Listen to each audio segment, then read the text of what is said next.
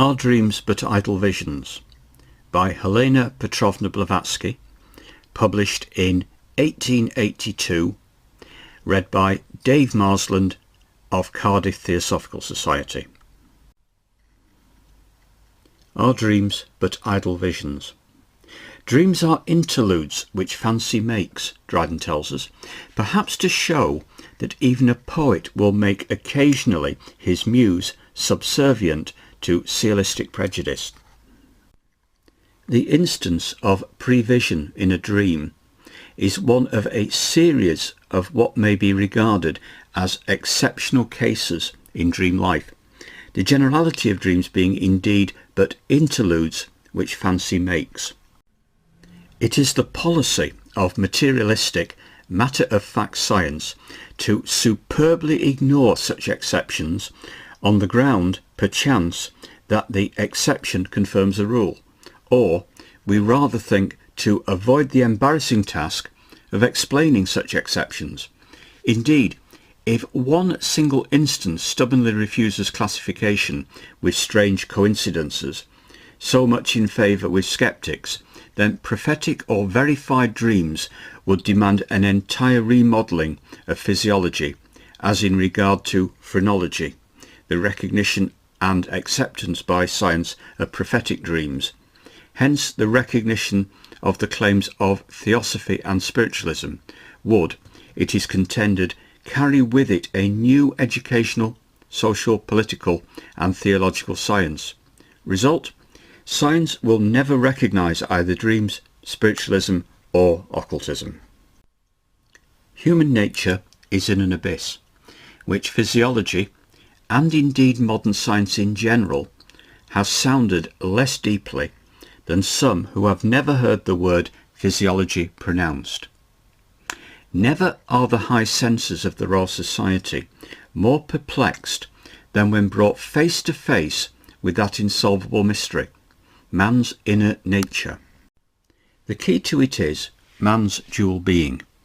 It is that key that they refuse to use, well aware that if once the door of the adytum be flung open, they will be forced to drop one by one their cherished theories and final conclusions, more than once proved to have been no better than hobbies, starting from false or incomplete premises. If we must remain satisfied with the half explanations of physiology as regards meaningless dreams, how account in such case for the numerous facts of verified dreams? To say that man is a dual being, that in man, to use the words of Paul, there is a natural body and there is a spiritual body, and that therefore he must of necessity have a double set of senses, is tantamount in the opinion of the educated sceptic to uttering an unpardonable and most unscientific fallacy. Yet it has to be uttered, science notwithstanding. Man is undeniably endowed with a double set of senses, with natural or physical senses, these to be safely left to physiology to deal with, and with subnatural or spiritual senses, belonging entirely to the province of psychological science. The word sub, let it be well understood, is used here in a sense diametrically opposite to that given to it, in chemistry, for example. In our case, it is a prefix as in subtonic or sub-bass in music.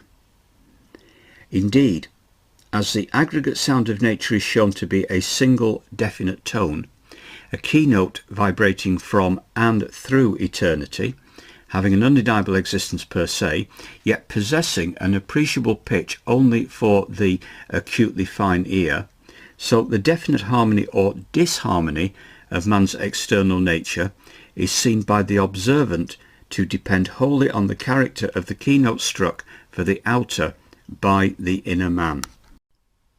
It is the spiritual ego, or self, that serves as a fundamental base, determining the tone of the whole life of man, that most capricious, uncertain and variable of all instruments, which more than any other needs constant tuning. It is its voice alone which, like the sub-bass of an organ, underlies the melody of his whole life, whether its tones are sweet or harsh, harmonious or wild, legato or pizzicato. Therefore, we say, man, in addition to the physical, has also a spiritual brain. If the former is wholly dependent for the degree of its receptivity on its own physical structure and development, it is, on the other hand, entirely subordinate to the latter, inasmuch as it is the spiritual ego alone, according as it leans more towards its two highest principles, or towards its physical shell, that can impress more or less vividly the outer brain with the perception of things purely spiritual or immaterial.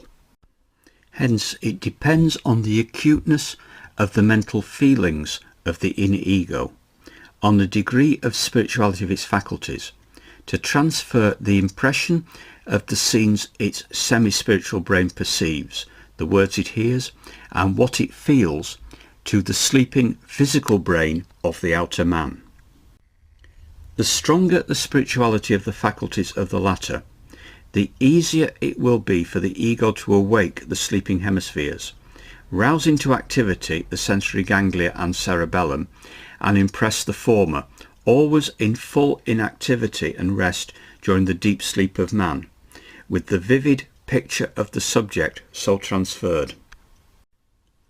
In a sensual and spiritual man, in one whose mode of life and animal proclivities and passions have entirely disconnected his fifth principle or animal, astral ego, from its higher spiritual soul, as also in him whose hard physical labour has so worn out the material body as to render him temporarily insensible to the voice and touch of his astral soul. In both cases during sleep, the brain remains in a complete state of anemia or full inactivity. Such persons rarely, if ever, have any dreams at all, least of all visions that come to pass.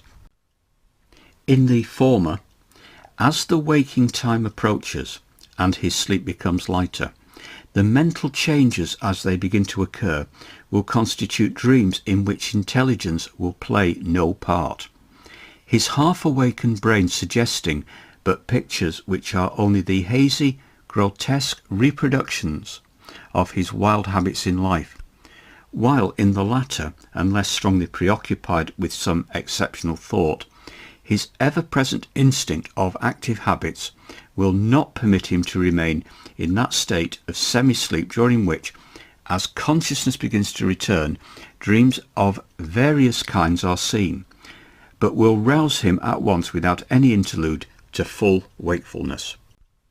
On the other hand, the more spiritual man, the more active his fancy, the greater is the probability of his receiving in vision correctly the impressions conveyed to him by his all-seeing, ever-wakeful ego. The spiritual senses of the latter, unimpeded as they are by the interference of the physical senses, are in direct intimacy with his highest spiritual principle. This principle, having in itself the inherent capabilities of omniscience, omnipresence, and omnipotence, as soon as its pure essence comes into contact with pure sublimated and, to us, imponderable matter, imparts these absolutes in a degree to the as pure astral ego. Hence, highly spiritual persons will see visions and dreams during sleep, and even in their hours of wakefulness. These are the sensitives, the natural-born seers, now loosely termed spiritual mediums, there being no distinction made between a subjective seer, a neuropenological subject, and even an adept, one who has made himself independent of his physiological idiosyncrasies and is entirely subject to the outer to the inner man. Those less spiritually endowed will see such dreams at only rare intervals, the accuracy of these dreams depending on the intensity of the dreamer's feeling in regard to the perceived object. Thus, in this question of verified dreams, as in so many others, modern science stands before an unsolved problem. the insolvable nature of which has been created by her own materialistic stubbornness and her time-cherished routine policy. 4. Either man is a dual being with an inner ego, this ego being the real man, distinct from and independent of the outer man proportionally to the prevalency or weakness of the material body, an ego, the scope of whose senses stretches far beyond the limit granted to the physical senses of man, an ego which survives the decay of its external covering, at least for a time, even when an evil course of life has made it fail to achieve a perfect union with its spiritual higher self, i.e., to blend individuality with it, the personality gradually fading out in each case. Or the testimony of millions of men embracing several thousands of years, the evidence furnished in our own century by hundreds of the most educated men, often by the greatest lights of science. All this evidence, we say, goes for naught. With the exception of a handful of scientific authorities, surrounded by an eager crowd of skeptics and theolistics who, having never seen anything, claim, therefore, the right of denying everything. The world stands condemned as a gigantic lunatic asylum. It has, however, a special department in it. It is reserved for those who, having proved the soundness of their minds, must of necessity be regarded as impostors and liars. Has then the phenomenon of dreams been so thoroughly studied by materialistic science that she has nothing more to learn, since she speaks in such authoritative tones upon the subject? Not in the least. The phenomena of sensation and volition, of intellect and instinct, are, of course, all manifested through the channels of the nervous centres, the most important of which is the brain. The peculiar substance through which these actions take place has two forms, the vesicular and the fibrous, of which the latter is held to be simply the propagator of the impressions sent to and from the vesicular matter. Yet, while this physiological office is distinguished or divided by science into three kinds, the motor, sensitive and connecting, the mysterious agency of intellect remains as mysterious and as perplexing to the great modern physiologists as it was in the days of Hippocrates. The scientific suggestion that there may be a fourth series associated with the operations of thought has not helped towards solving the problem. It has failed to shed even the slightest ray of light on the unfathomable mystery, nor will they ever fathom it unless our men of science accept the hypothesis of dual man.